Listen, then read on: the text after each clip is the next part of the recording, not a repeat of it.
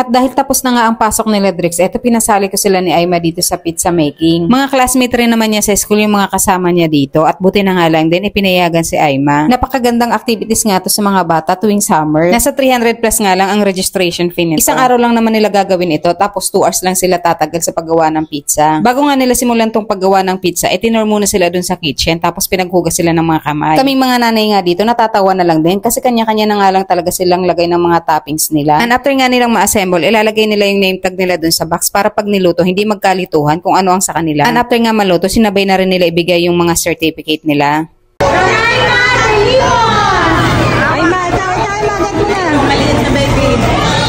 At muntik pa nga mahulog, buti na nga lang din, nahawakan din naman niya. Kaya pagkalapit niya sa akin, kinuha ko rin naman, baka mamaya matuluyan talaga.